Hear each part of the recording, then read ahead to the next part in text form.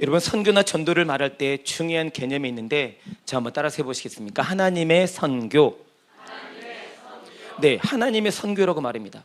선교를 말할 때 하나님의 선교라고 말하는 건 하나님이 모든 것을 주도하신다라는 관점입니다. 선교사가 다 일하는 것 같지만 하나님이 하신다는 겁니다.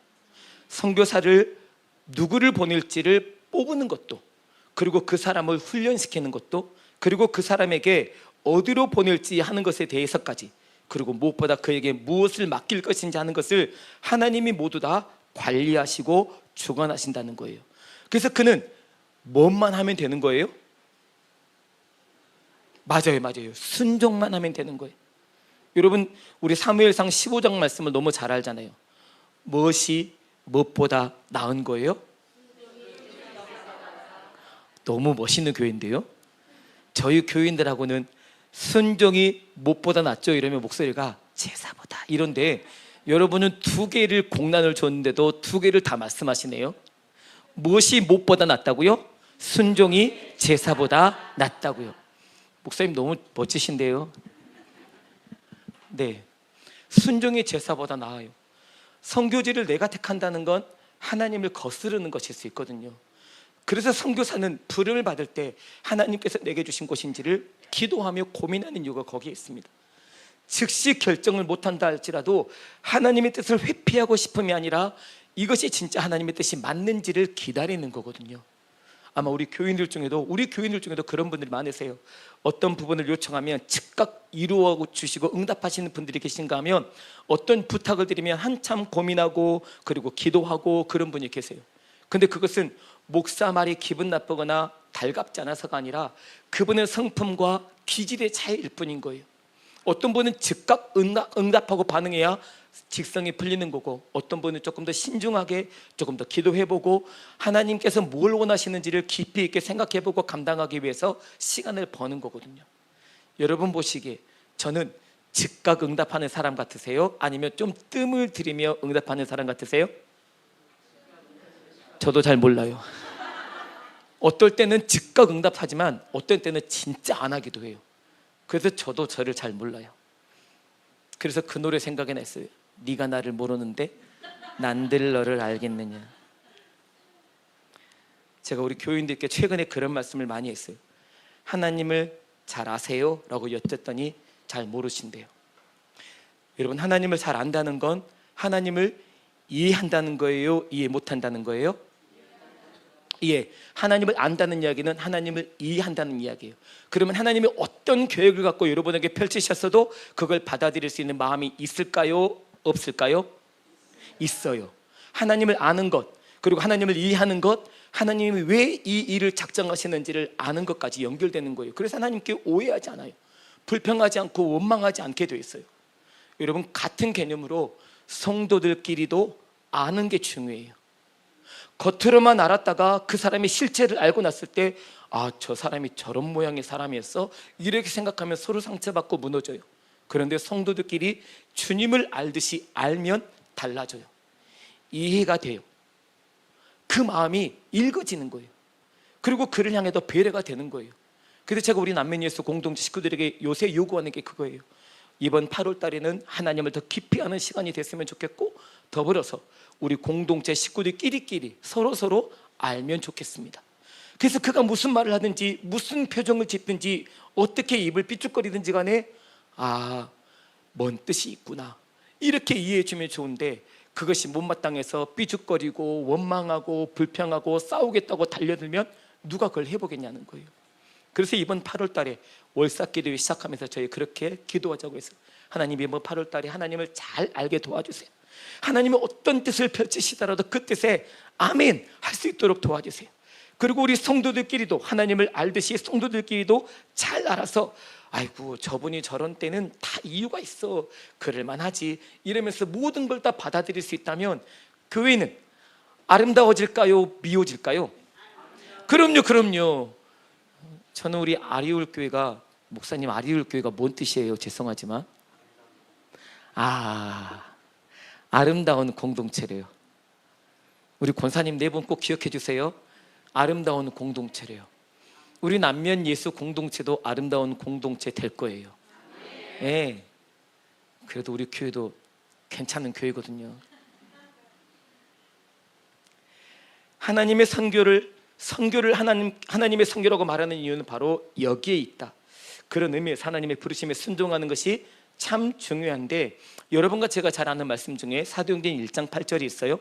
오직 성령이 너희에게 임하시면 너희가 권능을 받고 예루살렘과 온 유대와 사마리아와 땅끝까지 이르러 내 증인이 되리라 하시니라. 아멘. 아니, 도대체 어떻게 훈련을 시키신 거예요, 목사님? 왜 다 따라서 하시죠? 다 아시는데요. 권능이란 단어가 중요해요. 성령의 권능이요. 이것은 내가 원한다고 받는 게 아니더라고요. 하나님이 주셔야 받는 거예요. 그리고 주심을 통해 나는 그 일에 순종하고 가면 그만이거든요. 그래야 하나님의 선교를 이루어 드릴 수 있어요. 이 권능이 아니면 내 선교를 하거든요. 내 선교. 그래서 좀 죄송스러운 이야기지만 선교사님으로 파송된 분들 중에는 하나님의 선교를 신실하게 잘 감당해내는 분들도 계시지만 자기의 사업 수완을 넓히는 선교사님들도 계시더라고요. 그래서 한국에서 선교비를 보내면 보내는 족족 자기의 사업 수완을 늘리는 데 쓰고, 그 사업 수완을 늘리기 위해 더 많은 한국교회의 후원자들을 모집하는 선교사님도 봤어요. 교회들이 선교사님이라고 해서 도움을 줄 수는 있겠지만 그걸 제멋대로 사용하는 것 때문에 그분 선교사 생명이 오래 못 가더라고요. 그분 그래서 지금 선교사 안 하고 계세요. 좋지 않은 소문에 연루돼서 그분 선교사 그만 내려놓으셨거든요. 우리도 짐작하잖아요. 저 사람 저러다가 끝나겠다. 저 사람 저러다가 문 닫겠다. 그러면 영락없이 문 닫고 끝나 있더라고요.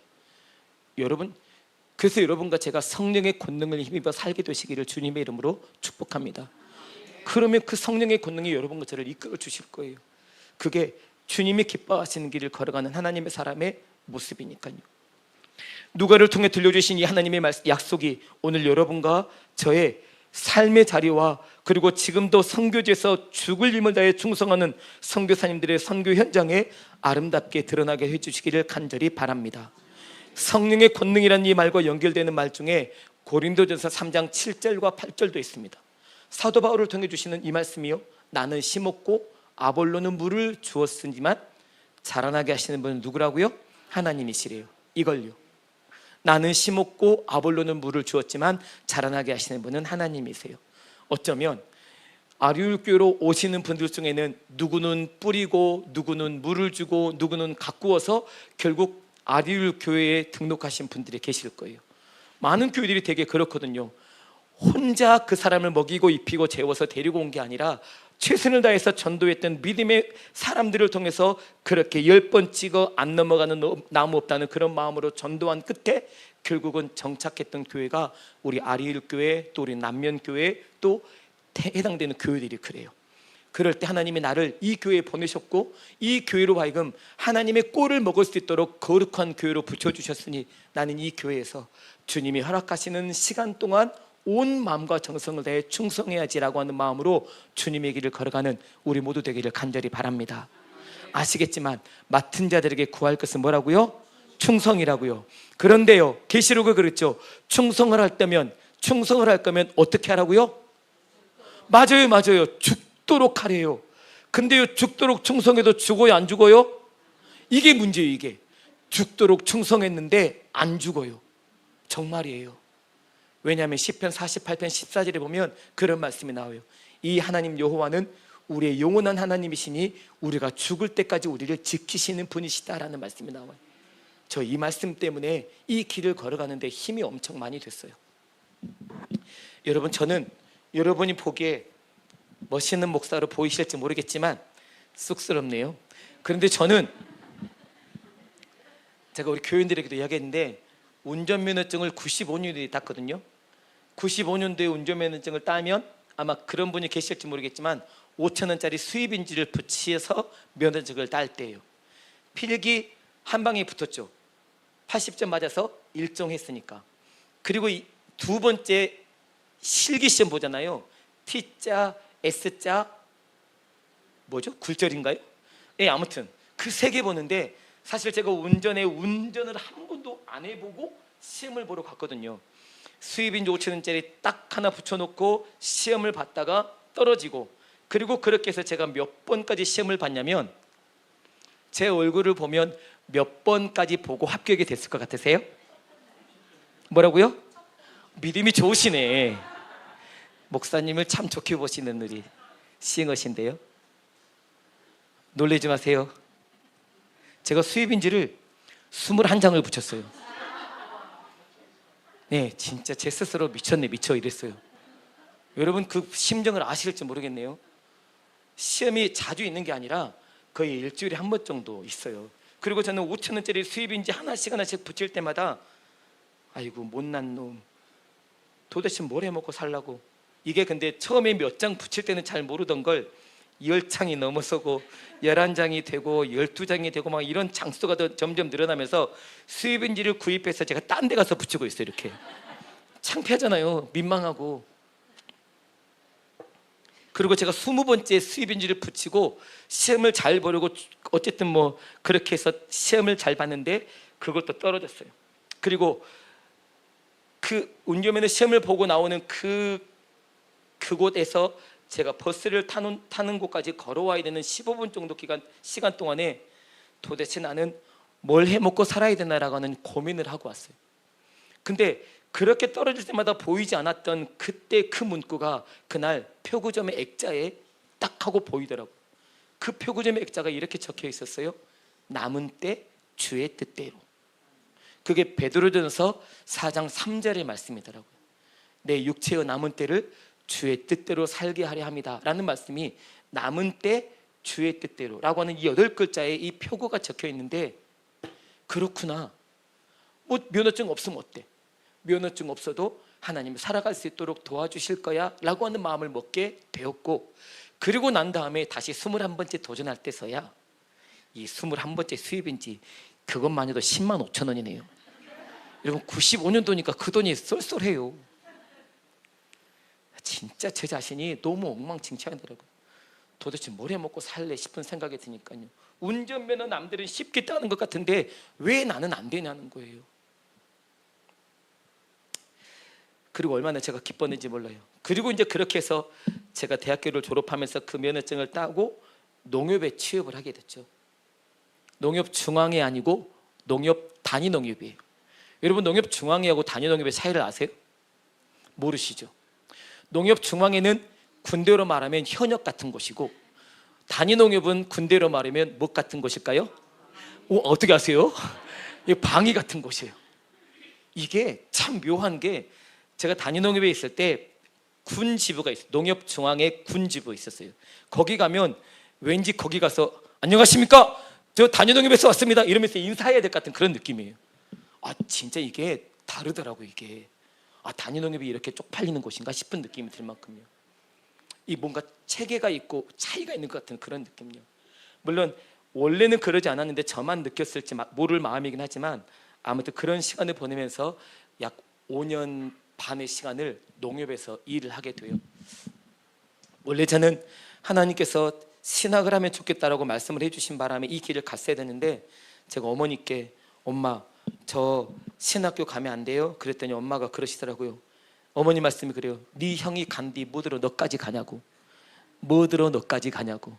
전라도 말이어서 그래요. 그렇게 이해해 주세요. 아니 그래도 엄마 하나님께서 저를 부르시는 부르심이 있으면 저도 가야 되는 거 아니에요? 너는 그냥 장로나 하고 옆에서 형 뒷바라지나 해줘.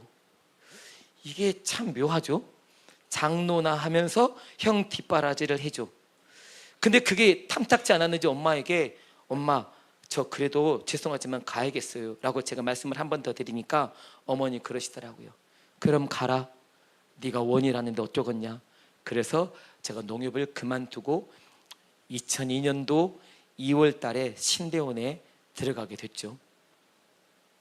농협을 그만두고 3번째 시험 봐서 합격을 한 거예요. 저는 단번에 합격한 게 흔하진 않네요. 인생이 왜 이렇죠? 예.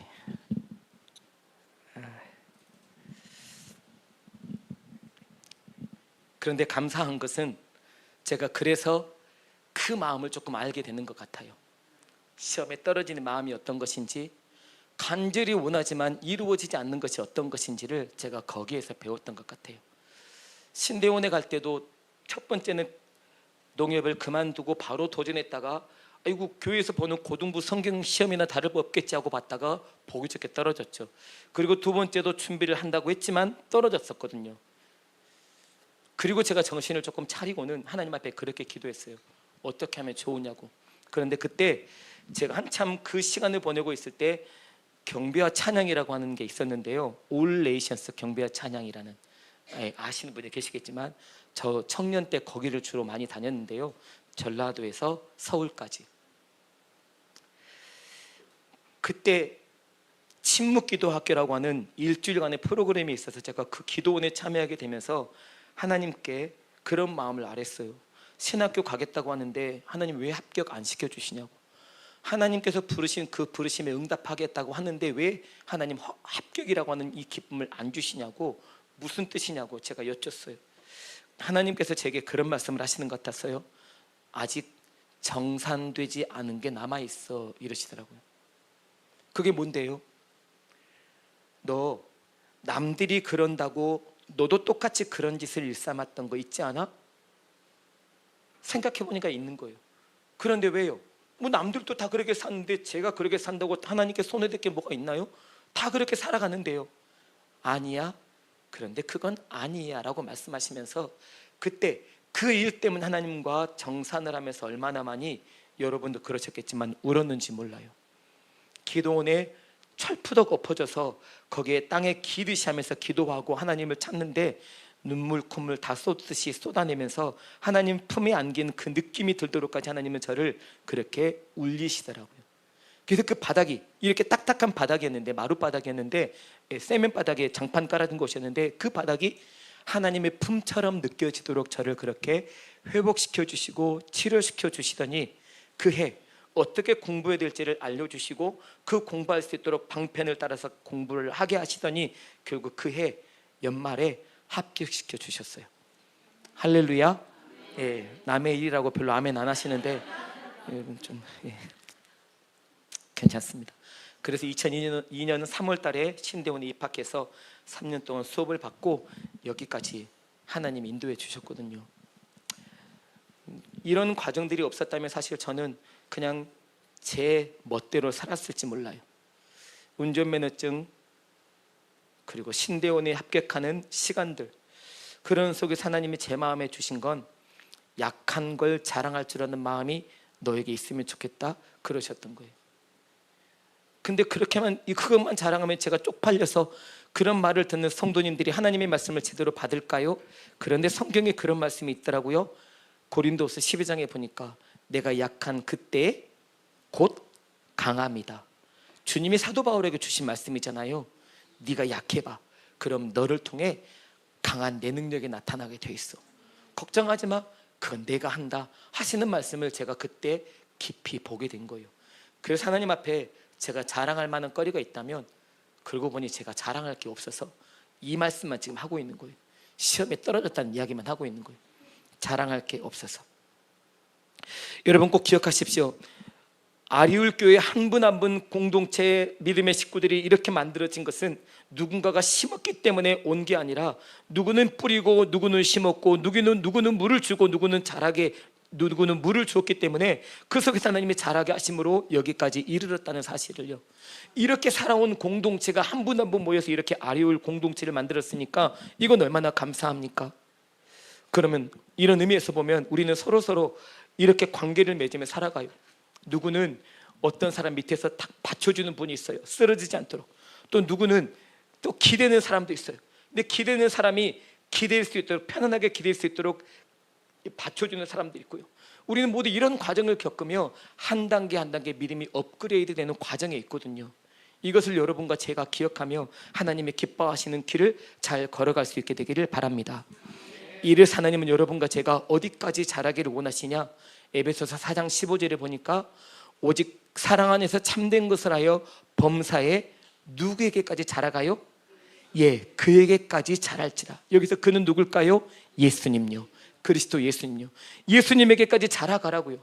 어쩌면 여러분 중에는, 우리 중에는 아주 신앙의 초보의 단계에 머물러 있는 분도 계시고 조금 더 중간 단계, 아니면 거의 높은 지경에 와 있는 분이 계실지 모르겠습니다. 그런데 이것은 하나님이 알아서 하실 일이에요. 나는 내게 맡겨주신 자리와 직분을 감당하며 주님이 기뻐하신 길을 걸어가면 하나님께서 그렇게 우리를 자라갈 수 있도록 도와주시고 인도해 주셔서 나를 여기까지 이르게 하셨구나라고 하는 고백을 듣게 되실 날이 올 거라는 거예요. 더불어서 에베소서 4장 12절 말씀에도 하나님의 아들을 믿는 것과 아는 일에 하나가 되어 온전한 사람을 이루어 그리스도의 장성한 분량에 충만한 데까지 이르라고 하시는 하나님의 숙제가 있어요. 그래서 여러분과 제가 바라봐야 될 분이 누구예요? 주님이에요. 모든 시선을 어디에다 초점을 맞춰요? 주님께요. 주님만 바라보실 수 있기를 축복합니다. 정말로요. 아까 목사님께서 저 여기 온 지 1년 8개월이라고 소개해 주셨는데요, 맞아요. 근데 신기하게 제가 딱 6개월이 됐을 때 그런 유혹이 생기는 거예요. 목사님은 개척하셔서 또 모르겠는데 저는 기존 교회에 와서 담임 목사로 오게 되다 보니 6개월쯤 됐을 때 이런 생각이 들었어요. 뭔가 내 실력을 발휘해 주어야 이 성도님들이 나라고 하는 존재를 인정해 줄 텐데라고 하는 이런 유혹이 생기더라고요. 제 입장에서도 이분들에게 뭘 보여준 게 없으니까, 아, 우리 구 목사님이 대단한 목사님이구나라고 하는 것을 보여줄 수 있으면 이분들이 저를 믿고 얼마나 좋게 잘 따라오겠어요. 그런 유혹이 생기더라고요. 그래서 뭔가 좀 해보고 싶은 마음이 막 들었고, 그런 생각들이 하나님이 막 주시는 것 같아서 부지런히 막 새벽 기도 시간에 적고 밤에 적고 막 떠올라지는 내용들이 있으면 막 적었어요. 와, 이거 하면, 이 프로그램 하면 정말 대단하겠다, 멋있겠다, 잘 되겠다, 내 능력이 발휘되겠다라고 하는 생각도 해봤어요. 근데 저 안 했어요. 왜 안 했는 줄 아세요? 제가 능력이 없다고 말씀드렸잖아요. 그래서 저 능력 없는 대로 그냥 살라고 안 했어요. 그렇게 하다간 제가 넉다운 되겠더라고요. 그리고 저는 그걸 또 잘할 만한 능력이 없어요. 하나님께서 그걸 보장해 주지 않으신 한 저는 잘할 능력이 없는데, 하나님께서 제게 하라고 하시면 혹시 모르겠지만 해야 돼, 반드시 하라라고 제게 나타나셔서 말씀을 하지 않는 이상 제가 그것을 해야 될 책임감은 없는 거예요. 그래서 하지 않았어요. 그래서 제가 여기 와서 한 건 성경 통독만 했죠. 그냥 말씀만 보자는 거였어요. 제가 또 자신 있다고 생각되는 부분이기도 했고요. 그래서 여러분, 우리는 어디를 가든지 무엇을 하든지 하나님의 말씀을 앞세우는 하나님의 사람들이 되는 것이 필요하다는 것을 오늘 본문을 통해 꼭 기억하실 수 있기를 바랍니다. 말씀이 제쳐지면 뭔가 잘 될 것 같고 괜찮을 것 같고 성공할 것 같고 나라고 하는 사람이 드러날 것 같지만 오히려 그게 아니라는 거예요. 성경은 명확해요. 사무엘상 2장 30절에 보면 이런 말씀이 나와요.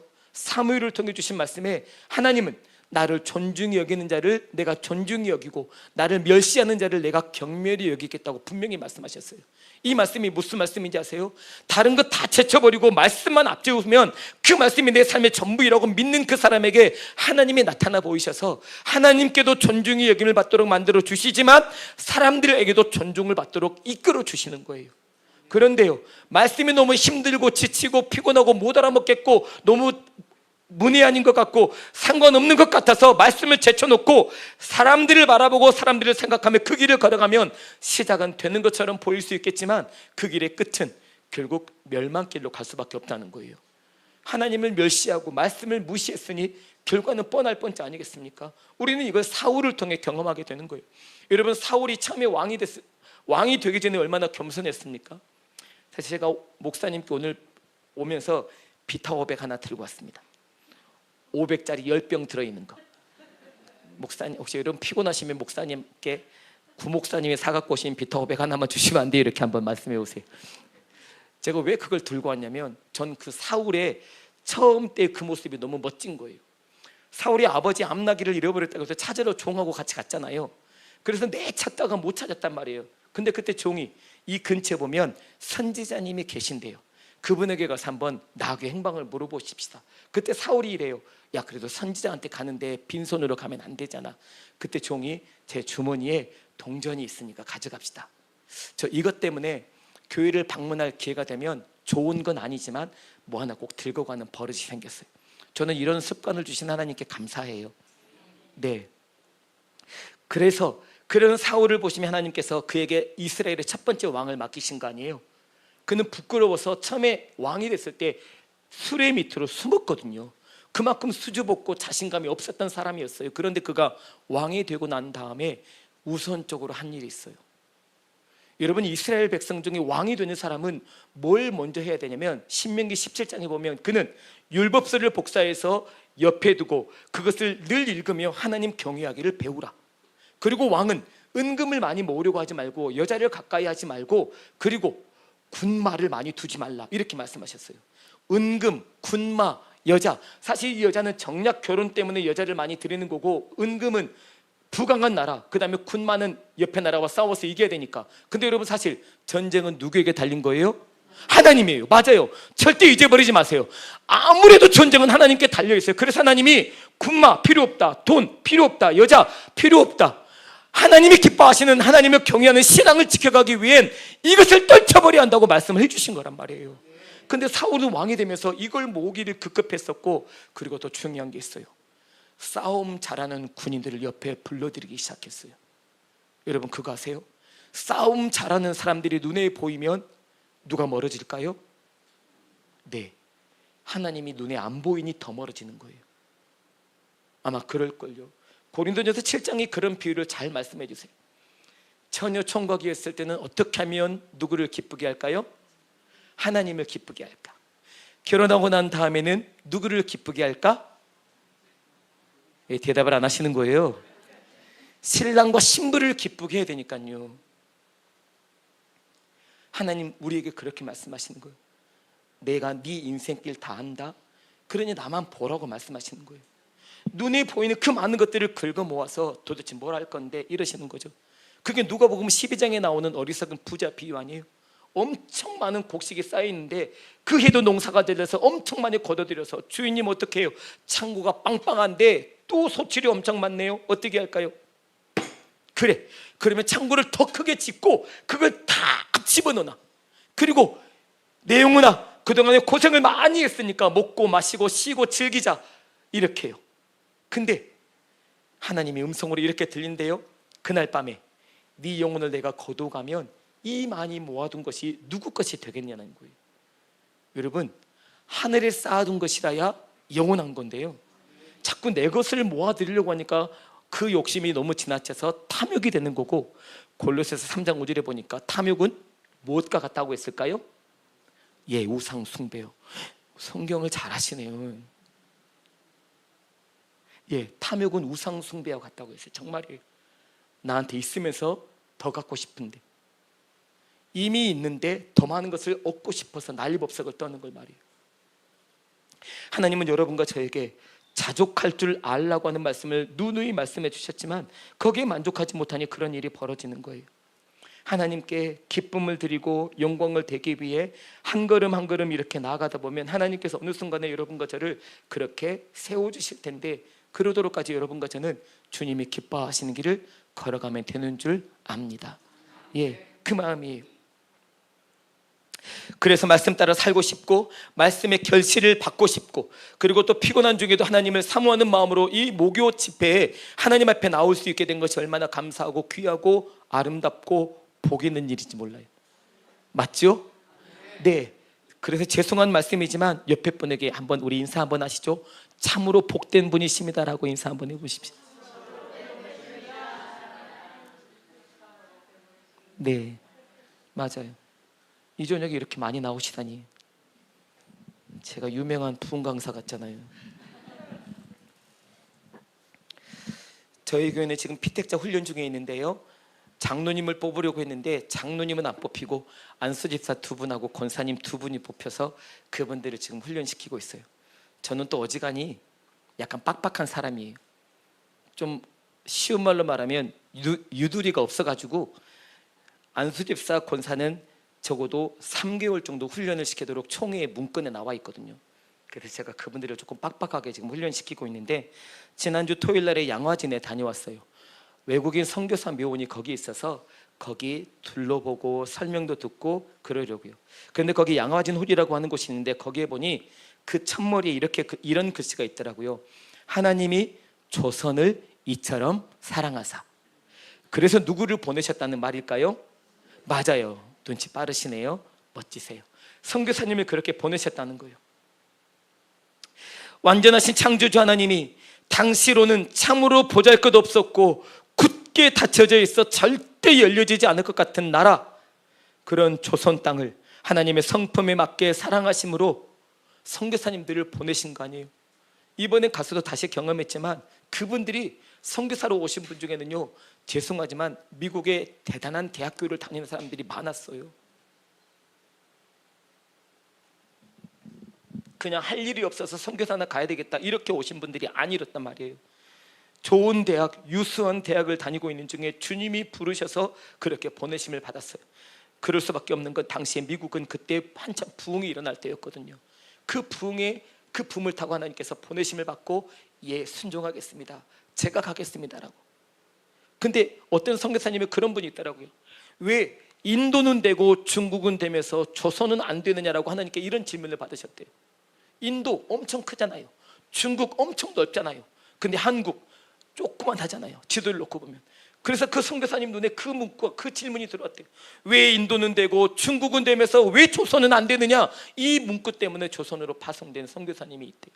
그것이 눈에 밟혀서 하나님의 그 거절할 수 없는 사랑 때문에 하나님께 보내심을 받아 조선까지 와서 자기의 생명을 아끼지 않고 헌신하고 바쳤던 믿음의 사람들. 하나님은 그래서 그런 정말 볼품없던 나라를 지금의 나라까지 이렇게 세워주셨고 인도해 주셨으니 얼마나 감사합니까? 할렐루야, 아멘. 정말 감사합니다. 마가복음 10장 45절과 마태복음 20장 28절 말씀에는 이런 말씀이 나옵니다. 인자가 온 것은 섬김을 받으려 함이 아니라 도리어 섬기려 하고 자기 목숨을 많은 사람의 대속물로 주려 함이니라. 아멘. 예수님이 이 말씀 때문에 오셨고요, 도리어 섬기려 하고라고 하는 이 말씀의 포인트를 우리가 기억할 필요가 있어요. 우리도 섬김을 받아야 될 때가 있지만 이 섬김 받음을 어느 정도 넘어서면 이제 더 많은 사람들을 섬기도록 부르심을 받을 때가 있어요. 그때를 여러분이 잘 알고 부지런히 성실하게 최선을 다해 섬기셔서 하나님의 기쁨이 되시기를 간절히 바랍니다. 하나님이 조선을 이처럼 사랑하사 자기를 몸 버려 사랑하셨다는 이 증거를 받은 선교사님들이 이런 하나님의 은혜를 기억하며 자기 몸을 버려 이 땅까지 와서 그 일들을 감당하게 되었으니 얼마나 감사합니까? 그분들 중에는 세례 요한의 고백처럼 나는 쇠하여야 하고 주님의 흥하시면 됩니다라고 하는 이 고백을 했던 사람들이 많아요. 나는 쇠하여야 하고 주님이 흥하시면 됩니다. 이 고백이 믿음이 점점 다져지는 여러분과 저의 고백이 되기를 축복합니다. 예, 주님만 높아지시면 되거든요.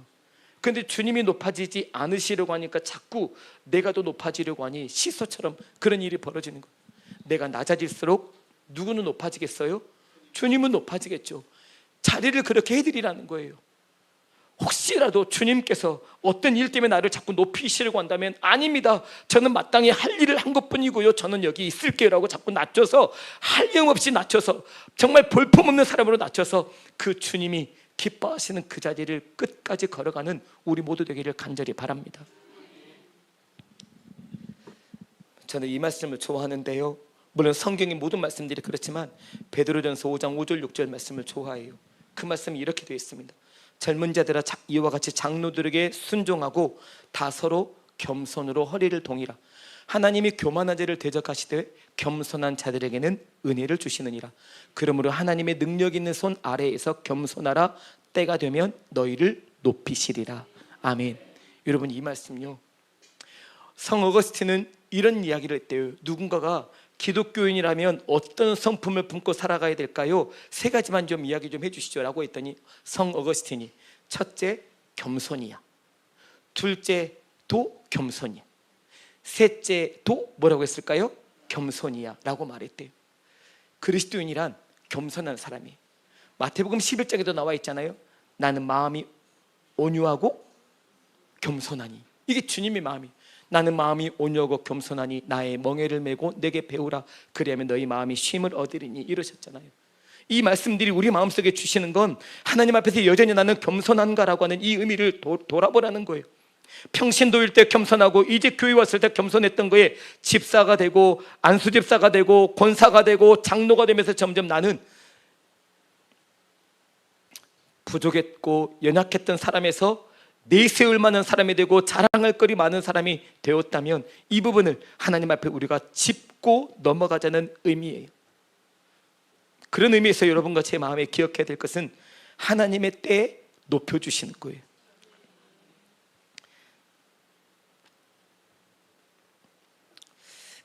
저는 아까 목사님께서 제가 속으로 그랬어요. 왜 2시간 전에 오라고 하실까? 집회는 8시인데 목사님 8시까지 오실 수 있으세요? 네 목사님 알겠습니다라고 대답을 했는데 왜 2시간 전에 오라고 하시는? 밥을 먹이시려고 그러나 이런저런 고민의 생각이 많았는데 진짜 그랬어요. 그래서 짬뽕밥을 진짜 맛있게 먹고 왔어요. 목사님이 엄청 잘 대접해 주셔가지고 짬뽕밥 진짜 맛있더라고요. 국물이 끝내줬어요. 네. 그러면서 목사님이 이런저런 말씀하시면서 제가 그중에 들었던 한 가지는 그래도 기도하도록 하나님께서 우리 아리울 교회를 세워주셨는데 기도에 함께 동참할 수 있는 믿음의 식구들이 더 풍성하면 그 기도의 위력이 더 아름답게 발휘되겠다, 이런 말씀을 잠깐 하시더라고요. 뭐 목사님이야 혼자 기도하셔도 아니면 두 분이 기도하셔도 충분히 괜찮을 수 있겠지만 또 성도들이 함께 기도할 때 옆에서 같이 힘을 실어주는 분이 계시면 우리 함께 같이 기도하게 되잖아요. 그런 마음요. 그래서 그런 생각이 들었어요. 그런 믿음의 식구들을 목사님 옆에 많이 붙여주셔서 아리울 교회도 하나님 앞에 바르게 아름답게 성장하고 우리 남면교회도 성장시켜 주시면 좋겠다, 이런 생각 들었어요. 네, 저 아리울 교회 위해서 기도할게요. 별로 믿음이 안 가시나 보네요. 정말요, 저 한다면 한다고요. 네, 저희 교회 목회 철학이 있는데요, 사람을 살리고 공동체를 세우는 교회라는 목회 철학이에요. 사람을 살리고 공동체를 단단히 세우는 것, 그것을 위해서 우리 교회가 10명 이상 해외 선교사를 후원하고 10개 이상 미자력 교회를 돕는 교회가 됩시다. 그러다가 우리 교회 이름으로 교회를 개척하고 우리 교회 이름으로 선교사를 파송하도록 합시다. 두 번째는 20개 이상 소그룹 공동체를 견고하게 세우는 꿈이에요. 세 번째는 3이라는 숫자에 맞춰서 300명 이상의 예배자를 세우는 꿈이에요. 지금은 전체 교인이 145명이에요. 우리 아동부까지 전부 탈탈 털어서 145명이에요. 근데 다음 주에 오셔서 마지막으로 예배를 드리고 덕정으로 가신다는 성도님이 계셔서 그분 가시면 144명으로 줄어요. 근데 걱정하지 않아요. 누가 계셔서요? 하나님이 계셨어요. 그 300명은 제 때 아니라도 제 다음 목회자가 와서 이뤄도 괜찮아요. 예, 제 때 이루면 제가 교만해질 수 있을지 몰라요. 근데 제가 최근에 경험했던 것 중에 한 가지는 뭐였냐면, 저희 원로 목사님이 제가 목회하는데 부담스러울까 봐 아들, 딸 내외가 있는데 모두 다 데리고 나가셨거든요. 다음에 오는 목사가 어려울까 싶다고 아예 그냥 깨끗하게 데리고 나가셨어요. 제가 오면서 왜 데려가셔? 아들, 사위, 딸, 며느리 4명에 애들 또 있으니까 벌써 몇 명이 줄어든 거예요. 아니 그것도 11조도 그렇고요. 그래서 아니 목사님이 왜 데리고 나가셔? 그냥 혼자만 나가시지? 아니 그냥 목사님도 계셔도 되는데 왜 나가셔 굳이? 이런 마음을 먹고 차마 원로 목사님께 말씀을 못 드리고 그냥 그렇게 저 편하게 목회 소신 있게 하라고 그렇게 또 처리해 주셨으니까 감사합니다 라고 하는 마음으로 받았는데, 저 오면서 그런 목회 철학을 비전을 주셔서 함께 기도하고 있는데 아들 내외가 다시 저희 교회로 온 거예요. 그래서 제가 그때 그 생각을 했어요. 하나님이 그러셨구나. 하나님이 야야 남명교회에 300명 예배자 채운다고 하잖아. 너희 둘이 가. 그러니까 거기 가서 2명 더 채워줘. 이렇게 하나님이 보내신 거라고 저는 믿었어요. 남의 일이라고 아멘 안 하시기죠? 한 영혼이 귀하다니까요. 예, 정말요. 아니 안 와도 누가 뭐라 하겠어요. 근데 굳이 다시 오는 이유가 뭐겠냐고요. 제 마음으로는 하나님 300명 예배자를 꼭 채워서 하나님 앞에 기쁨이 되게 해주세요라고 그렇게 기도했더니 그렇게 하나님이 보내주시는 거잖아요. 저희 남면에는 6,000명의 인구가 살아요. 그리고 남면 면 단위 면 서재지 안에 5개의 교회가 있는데 2개의 장로교회, 3개의 감리교회, 그 다음에 1개 제7일 안식일 예수 재림교회 이씨. 왜 그게 있을까요 진짜? 이 교회가 하나 있고요. 물론 또 마을마다 교회들이 있긴 한데, 제가 어제 오늘 지나면서 하나님 앞에 그런 기도했어요. 하나님 도와주세요. 6천 명 중에 10%를 저희에게 주세요. 그러면 몇 명이에요? 600명이에요. 저희에게 주시든지 아니면 남면 소재지에 소재하고 있는 5개의 교회들에게 나눠주시든지. 하나님이 제게 이런 꿈을 주심으로 기도하게 하시는 건 하나님이 이 일을 뭐 하시겠다는 증거예요? 그럼요, 이루시겠다는 증거예요. 할렐루야. 아직 우리 교인들한테도 말씀 안 드렸는데 여기서 와서 했네요. 어때요? 우리 모두 하나님 나라의 일원이잖아요. 맞아요. 그래서 하나님이 기뻐하신 뜻을 이루어드리기 오늘 또 그렇게 저는 걷고 믿음의 길을 걸어가고 맡겨주신 사역을 감당하고 싶은 거예요. 제가 우리 교회에 맨 처음 왔을 때 그런 말 했어요. 교회의 주인은 누구일까요? 네네네, 하나님이라고 우리 통일하죠. 예수님이나 똑같지만 교회의 주인은 누구실까요? 하나님이세요. 교회의 주인이 하나님이시면 교회의 운영은 누가 하실까요? 맞아요, 하나님이 하세요. 그러면 교회에 사람이 필요하면 누가 보내주실까요? 그러겠네요. 교회 그럼 재정이 필요하면 어떻게 하실까요? 그렇죠. 맞아요. 여러분 꼭 잊어버리지 마세요. 자꾸 우리가 뭘 하려고 하지 말자고요. 우리가 뭘 하려고 하다 보니까 사람을 세울 때 돈을 거둬야 되는 이런 생각을 해요. 하지 마세요. 하나님 욕되게 하는 것 같아요. 전 제가 마음 아팠던 게 그 얘기는 안 할게요. 정말이에요. 제가 청주에 있는 서남교회 청년부를 6년 정도 담당할 때, 제가 원주에 있다가 청주로 가던 그해 원로 목사님, 그때 담임 목사님이 청년부를 제게 맡기시면서 여태까지 청년부 재정을 탔었었는데 금년부터는 청년부가 알아서 써 라고 하시며 재정을 띄워주시더라고요. 그렇게 해서 헌금을 갖고 청년부를 운영하게 된 그 첫 해 결산이 2,800만 원이었거든요. 청년이라고 해봐야 100명 남짓 되는 청년이었어요. 그런데 여러분 들어보세요. 그렇게 한 해, 두 해 거쳐가면서 재정이 2,800이었던 게 5,500만 원, 그 다음에 세 번째는 7,000여만 원, 그 다음에 네 번째, 다섯 번째에는 1억 가까운 돈을 결산을 보게 돼요. 놀라지도 않으시군요. 청년들이라니까요. 청년들이요. 그리고 청년들이 모두가 직장을 다니는 게 아니었어요. 학생들도 있었고 놀고 있는 친구들도 있었으니까요.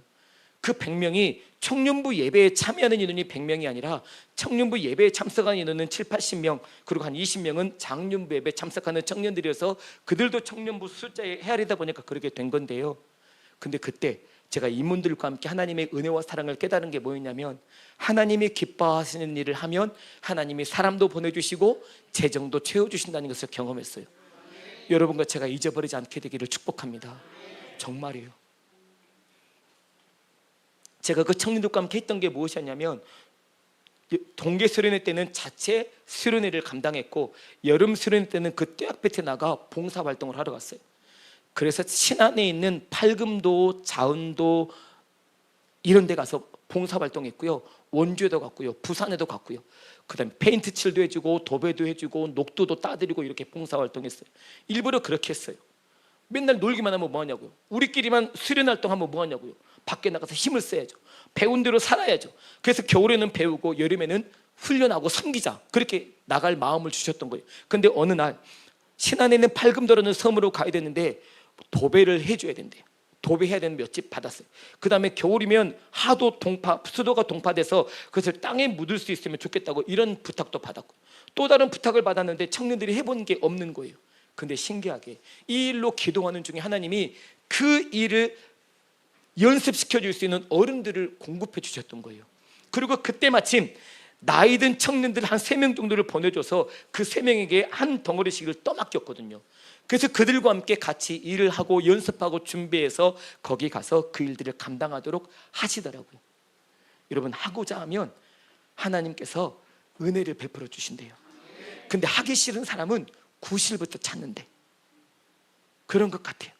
하기 싫으니까 자꾸 구실을 찾는 거예요. 목사님이 뭘 부탁을 했는데 하기 싫으니까 목사님 저 몸도 안 좋고요, 애가 지금 빨리 오는 것 같고요, 막 아닌 일도 막 만들어 갖고 이를 말이에요. 근데 하고자 하면 방법을 찾아요. 목사님이 무슨 부탁을 하실 때 목사님 그거는 이렇게 하면 될 것 같아요, 제가 한번 해볼게요, 감사합니다, 저한테 부탁해 주셔서, 이렇게 고백하게 되는 거더라고요.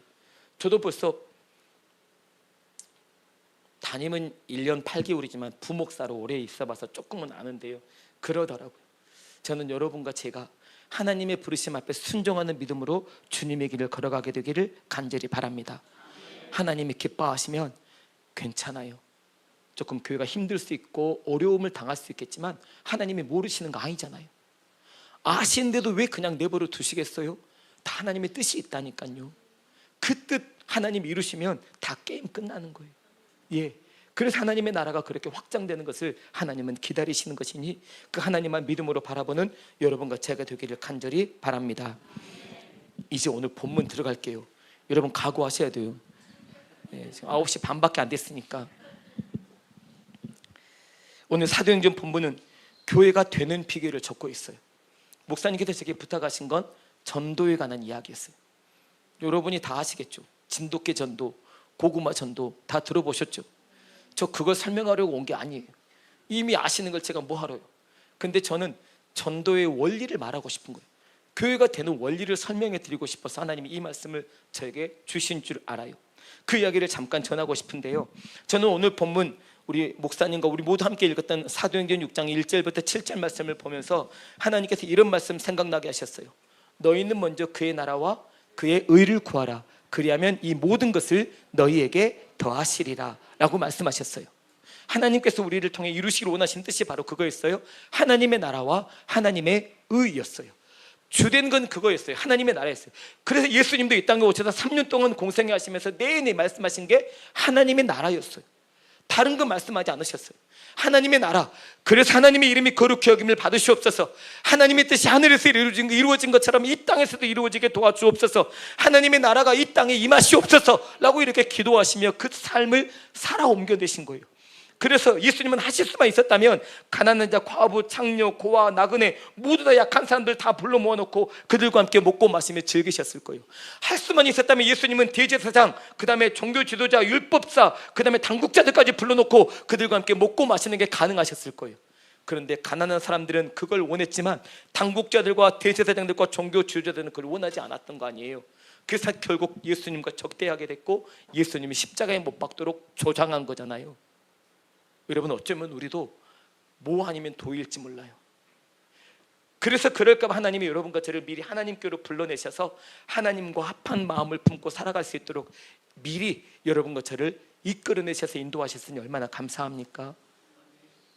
그 은혜 때문에 우리는 살아가는데 이 모든 것을 너희에게 더해주겠다 하신 이 약속의 말씀을 우리가 믿음으로 받는다면 교회 안에서 일어나는 모든 일들에 대해서도 기쁨과 순전한 마음으로 믿음의 길을 걸어갈 수 있게 되는 겁니다. 오늘 본문의 시작은 그렇습니다. 헬라파 과부 그리고 히브리파 사람들, 이렇게 두 부류가 등장하는데, 헬라파 과부라고 하는 건 헬라라고 하는 지역에서 태어나서 헬라 말을 하는 사람들을 말하고요, 히브리파 사람들은 팔레스타인에서 태어나서 히브리 말을 하는 과부들을 말하는 거예요. 오늘 1절은 제자 수가 더 많아졌다라고 했기 때문에 그 많은 제자들을 관리하고 돌보는 일에 문제가 있을 수 있겠지만, 그래도 어중뜨게라도 그렇게 진행하고 있는 중에 무엇이 못마땅했는지 헬라파 과부들 중에, 헬라파 사람들 중에는 아니 왜 우리 과부들을 구제 대상에서 뺐는데 이게 말이 돼? 아니 과부는 어렵고 힘들고 지친 사람들인데 그들을 그 구제 대상에서 빼버리면 어떻게 되냐고, 그리고 히브리파 과부들만 딱 구제하고 이건 너무하는 거야 이러면서 원망하게 된 것이 오늘 본문의 시작입니다. 근데 여러분 보세요, 이 원망이 뭘 발견하게 했는지를 보는 게 중요해요. 저는 학교에서 이 본문을 공부할 때 어떻게 공부했냐면 교회 행정학이 만들어지게 된 본문이라고 배웠어요. 교회 행정학이란 교회 조직을 말하는 거예요. 오늘 몇 명의 일꾼이 세워지죠? 7명의 일꾼이 세워져요. 목사 혼자 다 못하니 그 일들을 함께 연합할 수 있도록 7명의 일꾼을 세워서 그들에게 일을 맡기고 목사는 목사 본인의 일을 감당하는 것, 이제 이렇게 분리되는 개념인데, 교회 행정학 박사였던 이성희 목사님이 강의를 하시면서 이 내용을 알려주시면서 그래서 교회의 장로, 안수집사, 권사, 서리집사, 지금은 집사라고 하지만요, 이런 조직이 만들어지게 되었다라고 하는 이 본문, 그 다음에 출애굽기 18장에 보면 50부장, 100부장, 1000부장, 50부장, 100부장, 10부장, 50부장, 100부장, 1000부장, 이렇게 세워지게 된 것도 교회의 조직, 행정을 갖추기 위함이다라고 하는 말을 이 두 본문을 통해 들려주시면서 말씀하셨는데, 제가 오늘 본문을 보면서 무슨 말씀을 경험했냐면, 여러분 2절 말씀 한번 봐보실래요? 2절 같이 함께 읽어보겠습니다. 시작. 12사도가 모든 제자를 불러 이르되 우리가 하나님의 말씀을 제쳐놓고 접대를 일삼는 것이 마땅하지 아니하니. 아멘.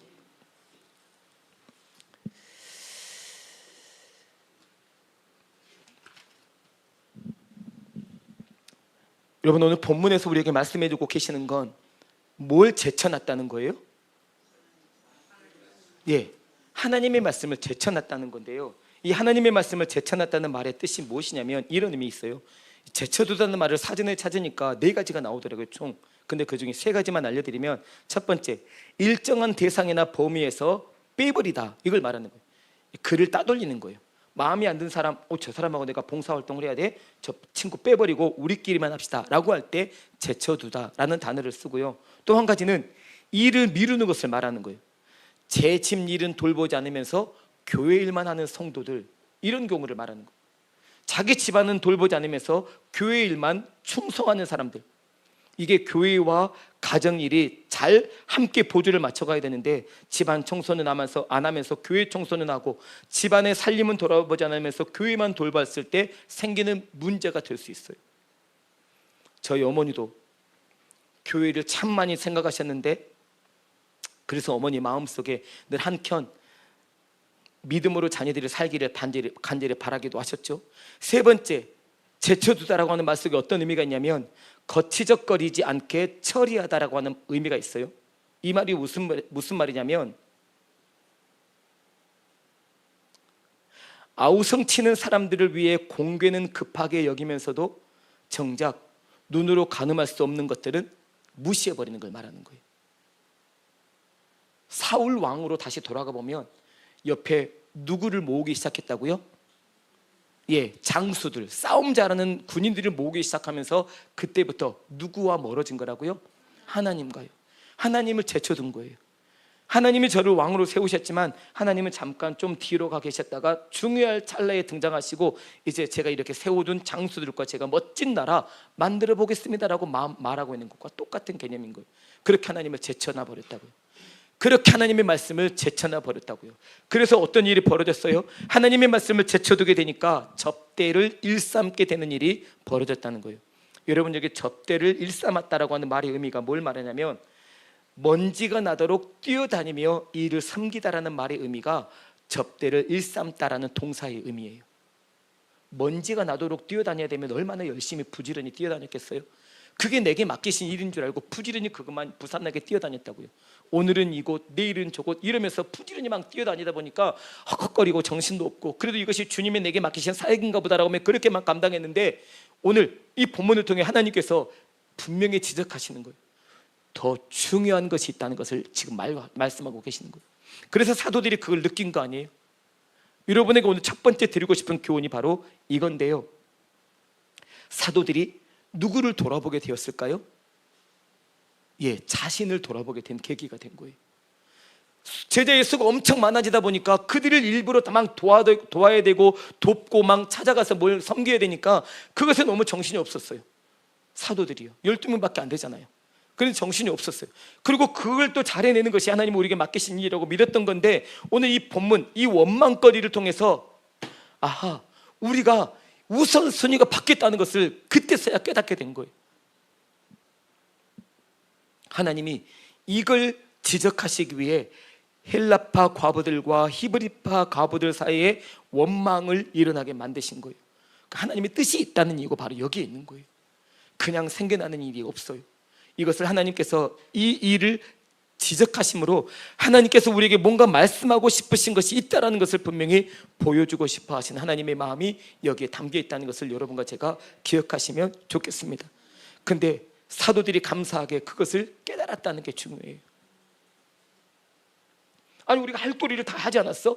우리는 충분히 힘들게 열심히 봉사하고 섬기고 그렇게 몸부림을 치고 있는데 하나님은 왜 이런 원망을 듣게 하시는 건데? 이렇게 해요. 근데 그때 사도들이 모여서 이런저런 이야기를 나누다가, 야, 우리가 해야 될 게 뭐야? 우리가 해야 될 게 말씀이네, 말씀. 우리는 말씀으로 봉사하는 일을 감당해야 되는데 언제부턴가 말씀이 놓쳐지고 떨어져 나가고 말씀이 저쪽으로 제쳐지더니 결국 우리도 일만 하는 사람이 됐네. 그러면서 거기에 대한 대책을 간구하고 또 다른 일로 그렇게 하나님이 하나하나 밟아가도록 만들어 주시는 거 아니에요? 여러분, 이것을 아는 게 중요한 줄 믿습니다. 더군다나 일은 혼자 하는 게 아니에요. 나 혼자 하는 게 아니라 함께 더불어서 같이 하는 일이기 때문에 그런 부분들을 같이 함께 만들어 가야 되는데, 구제를 위해서 먼지를 일으킬 만큼 열심히 뛰어다니는 것만이 하나님의 일이 아니라 때로는 우리 아리울 교회가 잘하는 것처럼 기도에 전념하는 일도 필요하다는 거예요. 때로는 통성으로 목이 터져라고 기도하는 시간도 필요하지만 때로는 잠잠히 하나님께 집중하며 깊이 기도하는 것도 필요하다는 거예요. 그러도록 하나님은 우리를 다듬어 주시고 이끌어 주시고 밀어 주시는데, 그런 과정을 겪으면 우리는 하나님 앞에 더 민감하게 예민하게 반응하는 지혜로운 하나님의 사람들이 다 되기를 간절히 바랍니다. 그래서 우리는 강단에 흘러나오는 목사님을 통해 주신 하나님의 말씀을 들을 때 그 어떤 일에 대해서 누구 탓을 생각할 게 아니라 나를 돌아보는 게 맞습니다. 그래서 히브리서 4장 2절 말씀에는 하나님의 말씀을 들을 때 내 믿음과 결부시키라는 말씀이 있습니다. 어떤 말씀을 듣다 보면 이거는 김 집사가 딱 들어야 될 말씀인데 어디 왔어? 이렇게 쳐다보는 경우, 이건 아니라는 거예요. 모든 공급되는 말씀은 오늘 지금 누구에게 들으라는 말씀이에요? 나 들으라는 말씀이에요. 내게 주시는 말씀이고, 오늘 지금 여기에서 하나님이 나와 함께 말씀하시고자 하시는 그 내용들을 들려주시는 것 뿐이거든요. 그러면 그 말씀을 들은 대로 내 믿음, 나는 지금 어떤 위치에 와 있는가, 나도 혹시 사도들처럼 정작 내가 해야 될 것을 제쳐두고 내가 하지 않아도 되는 일에 목매이고 있는 것은 아니지. 돌아보자.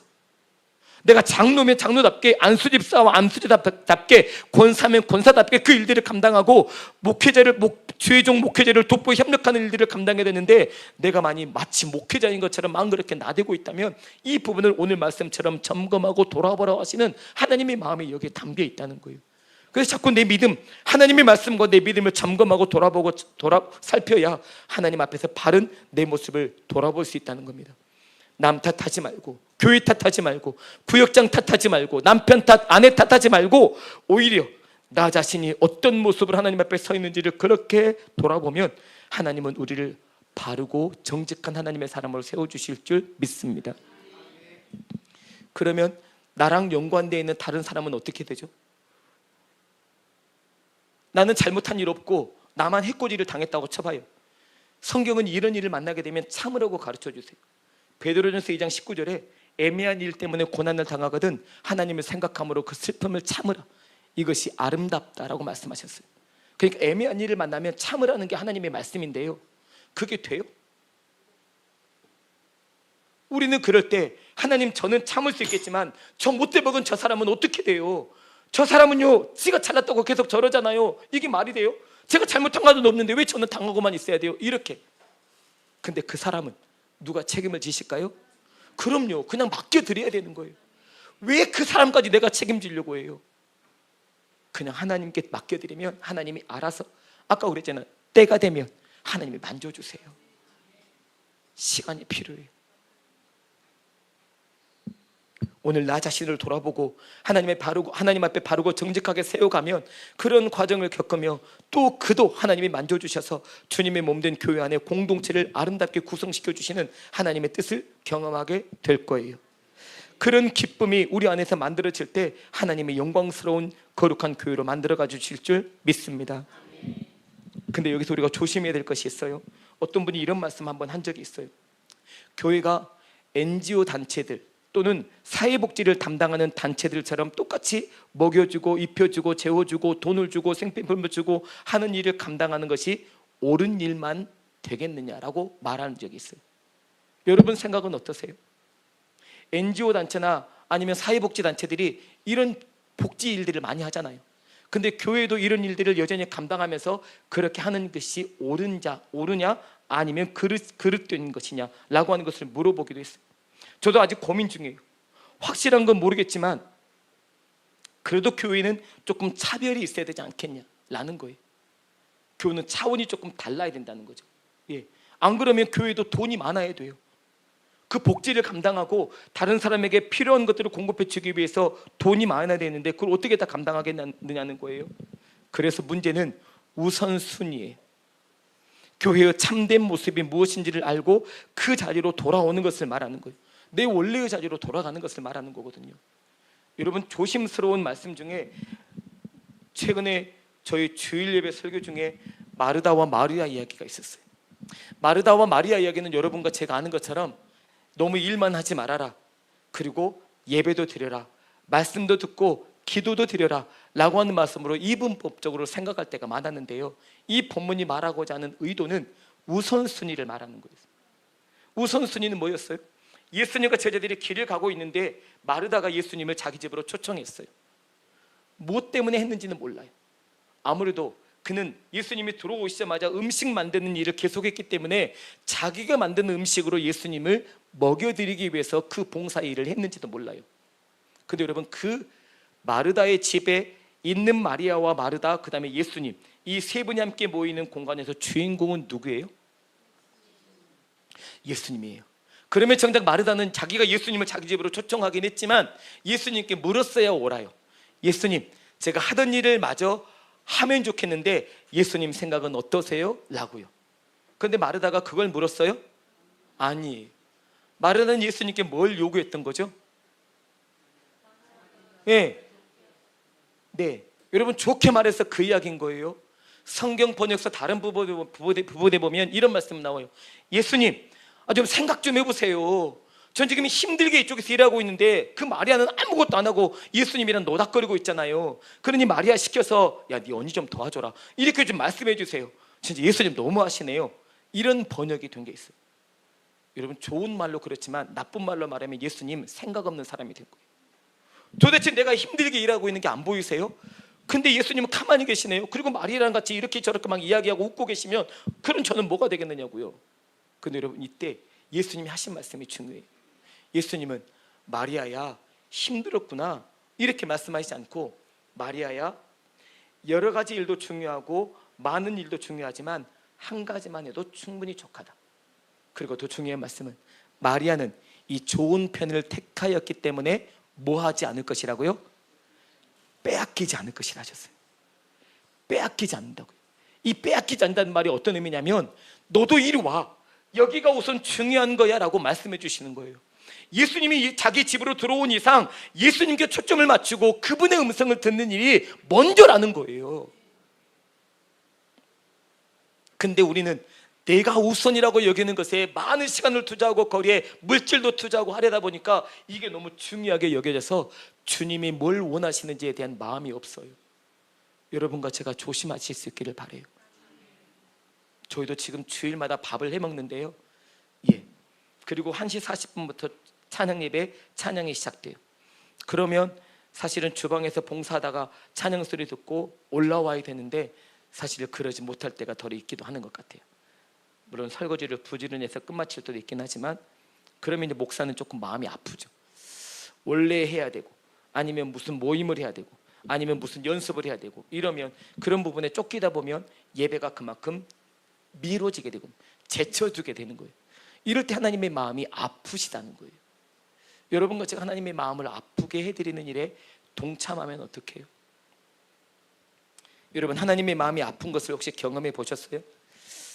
네, 하나님의 마음도 아프실 거예요. 그럴 때 여러분과 제가 민감하게 반응할 수만 있다면 그 민감하게 반응하는 것의 우선순위를 잘 잡아서 하나님 앞에서 바르게 세워가는 것이 필요하다는 것을 오늘 성경은 여러분과 저에게 알려주고 계세요. 그런 여러분, 때로는 우리 영혼의 깊은 곳까지 주님이 만져주셔야 될 때가 있어요. 우리의 마음속에 있는 것들을 모두 다 끄집어내서 하나님의 도심을 요청하고 바라야 될 때가 있다고요. 그럴 땐 다른 것 다 제쳐두고라도 주님만 향하며 주님만 바라보고 주님께 집중하며 주님의 인도하심을 받게 되는 놀라운 경험을 여러분과 제가 하게 되기를 바랍니다. 그럴 때 우리 주님은 여러분과 저를 더 잘 만나주시거든요. 그 마음속 깊숙함까지 살펴주시니까 괜찮은 거예요. 또 한 가지는 하나님을 기뻐하고 주님의 교회를 아름답게 세워가려는 사람들에게 베푸신 하나님의 은총은 나아갈 길을 하나님이 보여주신다는 거예요. 오늘 원망 들은 일 때문에 사도들이 우리가 해야 될 일들을 놓쳤구나, 우리는 우리 본인의 일을 찾아가자, 그러면 이 일은 그 일들을 할 만한 사람들을 뽑자라고 이렇게 고백을 하면서 자기 본인의 자리로 찾아가잖아요. 이게 바로 하나님의 기뻐하시는 길을 얻게 되었다는 의미인 거예요. 자기를 돌아볼 때 하나님이 주시는 선물인 거예요. 나를 돌아볼 때 하나님께서 내게 말씀해 주신 하나님의 음성이기도 하거든요. 문제가 생기면 우리는 주저앉거나 돌아가 버리거나 아니면 그래도 내가 끝까지 가야 되는 건가라고 하는 의심에 쌓일 때가 많은데, 특별히 지도자는 더욱더 그렇죠.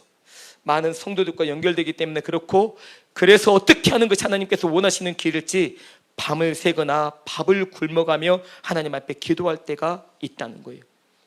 그럴 때 하나님이 우리에게 주시는 마음은 너와 나 사이에 우선순위가 명확하는지를 묻는 질문이라고 여기고 하나님께로 돌아오시면 좋겠습니다. 사도들은 이런 부분에 대해 하나님의 요청을 들었을 때 그 부분을 일사불란하게 정리를 했어요. 그리고는 이 일, 굳이 하는 일을 감당할 만한 사람들을 선택하기 위해 그는 몇 가지 조항을 만들었던 거죠. 그래서 그 말씀이 나온 거예요. 성령과 지혜가 충만하여 칭찬받는 사람. 그리고 또 5절에 보면 믿음과 성령이 충만한 사람을 뽑으라고 말씀하시는 거예요. 여러분, 성령은 어디서부터 나오는 거죠? 하나님께로요. 지혜는 어디서부터 나오는 거죠? 하나님께로부터요. 믿음은 어디서부터 나오는 거죠? 하나님께요. 에베소서 2장 8절 9절에 너희는 그 은혜에 의하여 믿음으로 말미암아 구원을 받았으니 이것이 너희에게서 난 것이 아니요 하나님의 선물이라. 믿음은 하나님의 선물이에요. 그래서 여러분과 제가 믿음으로 구원받았다는 말씀이 거기에 통용되는 말씀이거든요. 믿음도 하나님의 선물, 성령도 하나님의 선물, 그 다음에 지혜도 하나님의 선물. 이렇게 믿음과 성령과 지혜로 살아가면 하나님은 우리를 칭찬 듣게 만들어 주신다. 이게 6장에서 전해주는 이야기거든요. 성령과 지혜가 충만하여 칭찬 듣는 사람. 사무엘상 2장 30절의 말씀에 보는 대로 나를 존중히 여기는 자를 내가 존중히 여기고. 그러면 하나님께 존중히 여김을 받는 사람은 누구에게도 존중히 여김을 받을까요? 여러분 아시네요. 맞아요. 존중히 여길 건 사람이 아니에요. 하나님을 존중히 여기면 하나님이 그 다음 수순은 알아서 정리해 주시는 거예요. 그게 다니엘서에 잘 나와 있는 거예요. 다니엘을 통해서도 보여주셨고 다니엘의 3명의 친구를 통해서도 보여주신 게 바로 그거예요. 하나님을 존중히 여길 때 하나님이 그들을 존중히 여겨주시고 임금님마저도 그들을 존중히 여겨주셔버리죠. 이게 하나님의 은혜인 거예요. 예, 얼마나 감사해요. 포로로 잡혀간 그 땅에서 어디 버릇없이 저희는 채식만 먹겠습니다, 저희는 물만 먹겠습니다, 왕이 드시는 그 음식을 그들에게 나눠주겠다고 하는데 어떻게 감히 그런 말을 함부로 내뱉어요? 말도 안 되죠. 근데 다니엘이 뜻을 정하고 저희는 채식과 물을 먹겠습니다라고 말한 거 아니에요. 고백하고 기도했잖아요.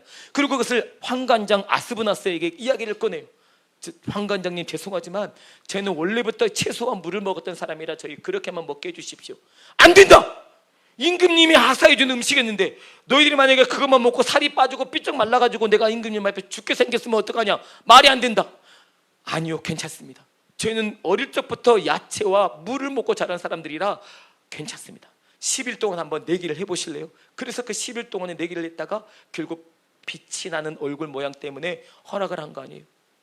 성경에 보니 이렇게 적혀 있더라고요. 하나님이 환관장의 마음을 움직이셔서 다니엘에게 은혜를 베풀게 하셨다. 여러분 하나님이 얼마나 위대하신 분이신지 우리는 감히 다 몰라요. 예, 그래서 우리가 기도해야 되지만 상사가 아무리 무서워도 정말 못돼 먹은 상사를 만났더라도 그 상사에게 저기 상무님 죄송하지만 제가 주일에는 교회 가서 예배도 드리지만 봉사활동을 하고 있는데 제가 오전 시간을 내서 교회 예배 드리고 봉사활동하고 오후에 출근하면 안 되겠습니까? 뭔 소리냐고 호탕을 치는 한이 있더라도 이야기를 하는 게 필요하다는 거예요. 말하는 거예요. 그 말을 해서 하나님께서 그의 마음을 긍휼히 여기셔서 그의 마음을 움직이고, 그래서 갔다 와 괜찮아? 아니 그날 안 와도 돼? 이렇게 말할 수 있게 될지 누가 아냐고요. 근데 상사가 무서워서 말도 못 꺼내버리면 하나님의 뜻이 이루어질 뻔하다가도 다 젖어버리는 경우들이 있어요. 말해야 될 때가 있어요. 그냥 입만 다물고 있는 게 좋은 게 아니라고요. 다니엘은 그래서 하나님의 은혜를 받은 거잖아요. 풀무불 사건도 마찬가지고 사자굴 사건도 마찬가지. 그들은 모두 하나님을 존중히 여긴 것 때문에 하나님이 그들을 존중히 여겨주셔서 임금님이 다니엘의 세 친구와 다니엘을 보면서 너희 하나님은 대단하신 하나님이다라고 그렇게 인정한 거 아니에요. 저는 여러분과 제 생명이 다하도록까지 하나님을 존중히 여기는 믿음으로 살아가실 수 있게 되기를 간절히 바랍니다. 그것이 믿음으로 사는 하나님의 사람들의 모습이기 때문에 그렇습니다. 여러분, 오늘 본문, 그래서 7명의 일꾼을 그렇게 뽑게 되고 그 일꾼들로 하여금 뭘 감당하게 하신 거죠? 그 7명의 일꾼들에게 뭘 맡긴 거예요? 예, 구제하는 일을 맡긴 거예요. 그러면 사도들은 당연히 무슨 일로 돌아왔을까요? 예, 말씀 전하는 일과 기도하는 일로 돌아온 거예요. 여러분, 제자리가 가장 아름다운 자리라고 하잖아요.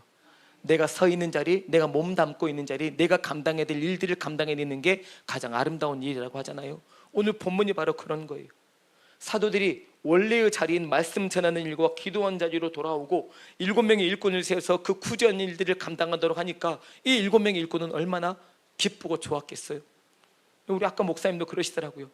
어떤 사역을 그분에게 맡겼는데 그분이 엄청 좋아하셔서 지금도 즐겁게 잘하고 계신다고. 이거는 목사에게는 기쁨인 것 같아요. 그 일을 맡겼더니 맡은 분답게 책임감 있게 그 일을 감당하며 즐거워까지 하고 있다는 건 얼마나 감사한지 몰라요. 근데 그 일을 맡았는데 우중충하게 감당하면 목사는 부담스럽고 두려운 거예요. 저분 저러다가 또 연말에 그만둔다고 말하면 어떡하나, 이런 걱정. 근데 어떤 일을 목사님이 맡기셨는데 그분요 지금도 즐겁게 감당하고 있어서 너무 행복해요 이러시니까 목사님이 행복하실 만큼이면 얼마나 그분을 행복하게 하고 있다는 이야기예요. 그래서 정말 좋은 교회구나라는 생각이 들었어요. 그런 작은 일에도 불구하고 하나님께서 기뻐하시는 뜻을 찾아가며 감당하고 있는 그 모습이 너무나 제 마음에 감사하게 와닿더라고요.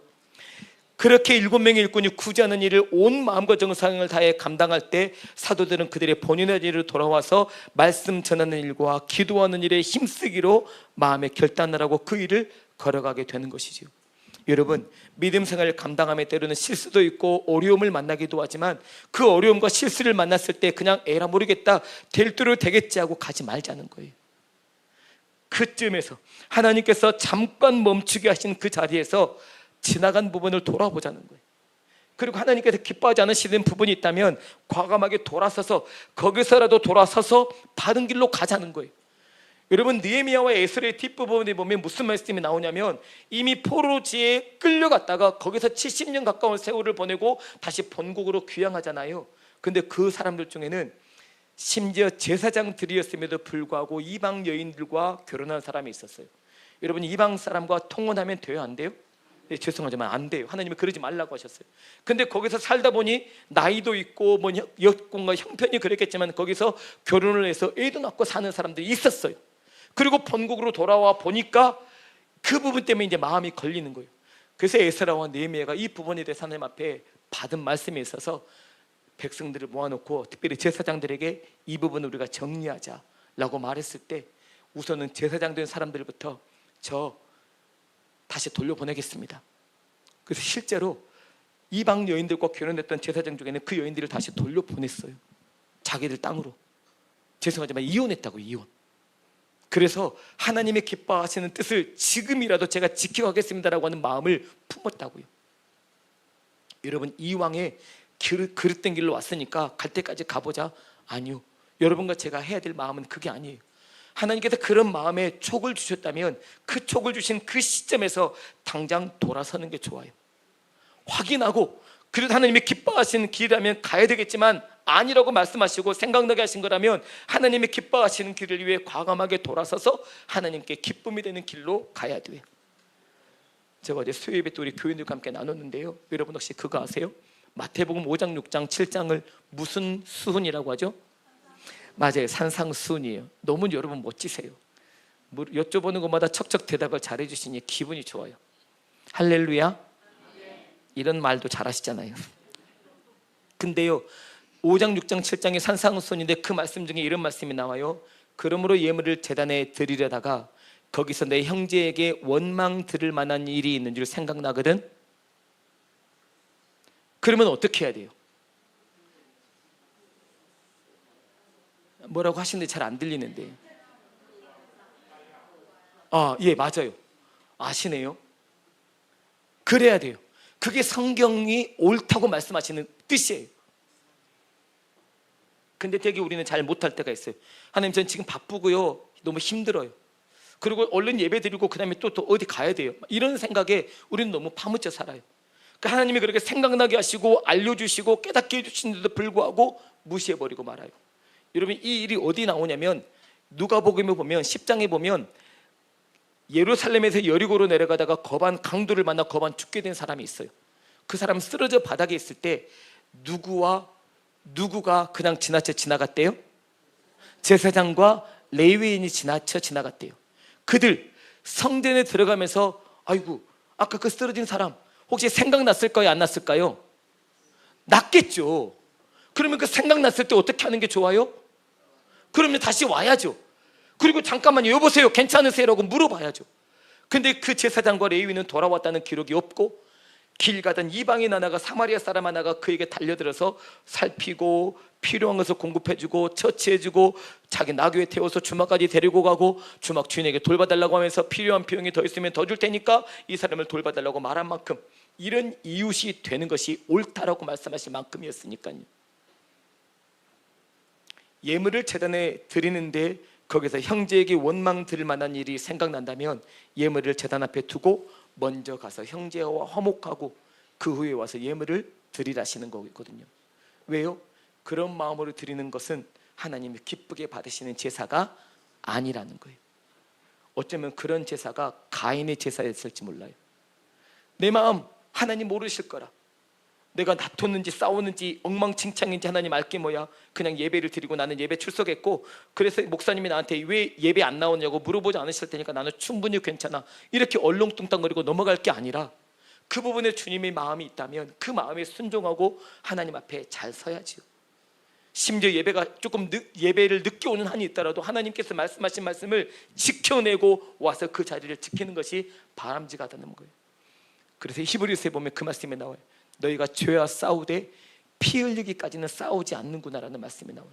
여러분, 죄 짓는 것보다 더 나은 건 차라리 피를 흘리며 죄와 싸우는 것이에요. 히브리서 기자가 우리에게 전해주는 말씀이 바로 그 말씀이거든요. 피를 흘리는 한이 있더라도 죄로 싸워 이기라는 거예요. 그래야 그것 때문에 후회하거나 그것 때문에 내가 엉망진창으로 내 스스로를 만들어가나 그러지 않는다는 거예요. 이 말씀을 기억하면 무엇이 가장 우선순위인지에 대한 명확한 답이 나오고, 그 답을 따라 믿음의 길을 걸어가다 보면 하나님께서 기쁨이 되는 삶의 여건들과 환경들을 만들어 가시는 것을 우리는 발견하게 되는 거예요. 옥하는 목사님이 돌아가셨잖아요. 그분이 한참 그런 말씀을 하시, 돌아가시기 전에 나는 25명으로 시작할 때가 가장 좋았어, 이런 말씀을 하셨대요. 개척할 때요. 25명 놓고 개척하셨으니까. 근데 그렇게 큰 교회를 만들어 보신 분이라 그런 말을 해도 달라지죠. 25명이 모여있을 때는 그들의 이름도 알고 그들의 밥그릇이 몇 개인지도 알고 그들의 형편과처지가 어떤지도 알고 눈을 마주보며 이야기도 했는데, 지금은 너무 성도들이 많다 보니까 이름도 다 모르고 어디 사는지도 모르고 알 바를 모르겠대요. 그래서 마음이 답답하고 마음이 힘들다는 그런 말씀을 살아생전에 하신 적이 있어요. 서로 알고 하나님을 더 잘 아는 건 여러분과 저에게 주님이 주신 숙제인 줄 알고, 무엇보다 성경을 통해 하나님을 알면서 그것을 통해 기도하는 일에 여러분과 제가 더 전심하게 되기를 간절히 바랍니다. 여러분, 오늘 성경 말씀은 7절에 바로 그런 말씀을 우리에게 주고 계세요. 우리 같이 한번 읽어보시죠. 7절 시작. 하나님의 말씀이 점점 왕성하여 예루살렘에 있는 제자의 수가 더 심히 많아지고 허다한 제사장의 무리도 이 도에 복종하니라. 아멘. 사도들은 제자들이 많았기 때문에 우리가 사람을 빼먹을 수 있지요 라고 변명하며 핑계하지 않았다는 거예요. 오히려 우리가 하나님의 말씀을 제쳐둔 것 때문에 이런 일이 발생됐구나, 그러니 이 일을 감당할 만한 사람을 세우고 우리는 본인의 자리로 돌아가겠다라고 하는 이 처방을 참 잘 내린 것 같아요. 그래야 교회 일꾼이 세워지는 거고 그 일꾼들을 통해 하나님의 나라는 아름답게 만들어지는 거예요. 이 원망은 그냥 막연하게 만들어진 원망이 아니라, 여러분 사도행전을 성령행전이라고 말하는 이유가 바로 여기에 있는데요, 성령께서 모든 것을 운행하신다는 개념이거든요. 사도행전 1장에 보면 아버지 약속하신 것을 기다리라고 하는 예수님의 마지막 명령이 나와요. 그리고 2장에는 불의 같이 갈라지는 성령의 역사하심이 모든 성도에게 뜨겁게 임하는 마가의 다락방의 기적이 나오고요, 3장에 가보면 베드로와 요한이 기도 시간을 지키러 가다가 성전 미문에 앉아있는 40여 세대는 안진뱅이를, 태어나서부터 걸어본 적이 없는 그 안진뱅이를 예수님의 이름으로 고쳐지는 역사가 나오죠. 이건 성령의 흐름 가운데 있는 거예요. 4장에 보면 이런 일 때문에 사도들이 끌려가서 별 일을 다 당했지만 그들의 믿음이 흔들리지 않고 5장에 가서 아나니아와 삽비라는 성령님을 속이다가 결국 순식간에 죽는 일이 벌어져요. 왜 이런 일이 벌어졌을까? 그때가 성령님이 왕성하게 활동하는 시기였거든요. 성령님이 왕성하게 활동하는 시기에도 사람들에게는 때로는 실수가 등장하고 어려운 일이 만나지게 된다는 거예요. 여러분, 예수 믿음에 만사형통 된다고 배우셨어요? 예, 잘 배우셨네요. 아니 근데 놓고 보면 만사형통이 맞아요, 틀려요? 그죠. 만사형통이라는 말은 아니지만 결국 놓고 보면 만사형통이 돼 있더라고요. 근데 진짜 우리는 만사형통을 위해 부름받은 사람이 아니에요. 여러분, 이스라엘 백성들이 광해를 지나서 가나안 땅에 거주하게 됐을 때도 흉년이라는 게 있었어요, 없었어요? 있었어요.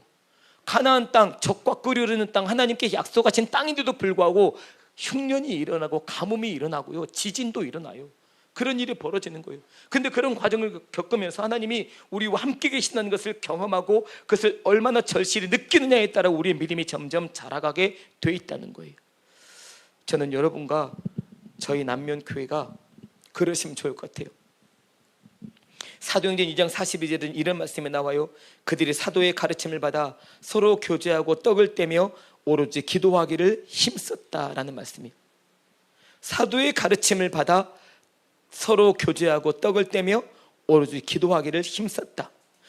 사도행전 4장 33절에도 이런 같은 맥락인데요, 사도들이 큰 권능으로 주 예수의 부활을 증언하니 무리가 큰 은혜를 받았다라고 적고 있습니다. 여러분, 처음에 들려드렸죠? 큰 권능은 어디서부터 오는 거예요? 성령으로부터 오는 거예요. 오직 성령이 너희에게 임하시면 너희가 권능을 받고, 이거예요. 하나님의 성령님을 찾고 구할 때 우리는 그 성령님을 통해 우리는 능력을 받고 힘을 얻게 돼서 하나님의 기뻐하시는 길을 쫓아가게 되고 거기에 전무하게 되고, 그러면서 하나님께서 골고루 하나님의 뜻을 성취해 가시는 것들을 경험하며 하나님 앞에 더 큰 감사로 나아가도록 우리를 인도하신다는 사실을 기억하실 수 있기를 간절히 바랍니다. 사람들은 사람들을 보며 사람들에게 몰려드는 것이 아니라, 사람들은 그리스도인인 우리를 보면서 하나님께로 몰려드는 거예요. 여러분과 제가 가장 중요한 전도지라고 하잖아요. 다른 종이 전도지가 아니라 내가 가장 귀한 전도지. 여러분이 여러분의 가정에서, 여러분의 직장에서, 여러분의 사업장에서, 여러분의 삶의 자리에서 어떻게 살아내시느냐가 그게 바로 전도의 동력이 된다는 건데요, 그렇게 따지고 보면 전도는 천하보다 귀한 한 영혼을 데리고 왔는데 그 전도된 사람을 받아들일 만한 여건이 안 돼서 저 사람 저번에도 한번 왔었다가 계속 안 나오더니 다시 나왔네, 이 말 한마디 때문에 그분은 또 상처받게 돼 있는 거잖아요. 뭐 한다고 나왔대? 아이고 또 선물 준다고 나왔나 보네, 이런 말이 그냥 막연하게 내뱉은 그 말 때문에 그분은 상처받아서 다시 떠나가게 되는 일이 벌어지는 거예요. 교회가 그를 받아들일 만한 마음이 준비되는 게 필요하다는 거예요.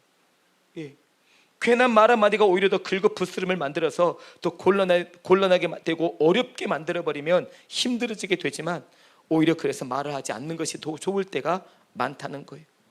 왔는데 그의 열심에 대해 못마땅하게 여기거나, 왔는데 그를 사랑하지 못해서 보는 것과 들리는 소문 때문에 그를 마땅치 않게 대한다면 이것도 바람직하지 않아요. 오늘 성경은 여러분과 저에게 그걸 가르쳐 주세요. 하나님의 말씀을 가장 우선으로 두라고요. 하나님의 말씀을 가장 우선으로 두면 어디로 가야 될지가 분명히 보인다고요.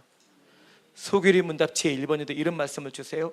성경은 우리의 삶과 신앙의 정확무오하며 유일한 법칙이다. 여러분, 전자제품을 사면 그 안에 뭐가 꼭 딸려 있어요? 사용설명서, 매뉴얼이에요. 여러분과 저의 인생의 매뉴얼은 뭐예요? 예, 말씀이에요. 삶과 신앙의 정확무오하며 유일한 법칙, 이 말씀을 두고 이야기하는 거예요. 삶과 신앙의 정확무오하며 유일한 법칙.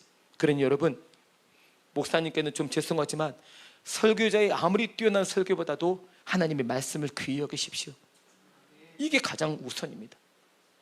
말씀을 알기 위해 하나님의 말씀을 가까이 대하는 게 우선이고, 설교자의 설교보다 더 중요한 건 하나님의 말씀이니 이 말씀을 더 가까이 하십시오. 그것이 오늘 본문을 통해 주신 하나님의 마음입니다. 그래야 하나님께 우선순위를 두고 말씀을 우선순위로 두는 그에게 하나님은 그 다음에 나아갈 길을 지도해 주셔서 그 길을 통해 하나님이 영광을 받으시고 하나님의 선한 역사를 이루어 주시고 주님의 몸된 교회를 교회답게 세워가시는 거니까요. 그런 감동과 기쁨이 여러분과 10년 가운데 있어서 주님을 믿는 것이, 교회 생활하는 것이, 함께 모이고 흩어지는 이런 삶의 내용들이 얼마나 아름답고 고귀하고 소중한지를 경험하게 되며 주님의 몸된 교회를 더 바르게 세워가는 예수의 증인들이 다 되시기를 간절히 바랍니다. 아멘.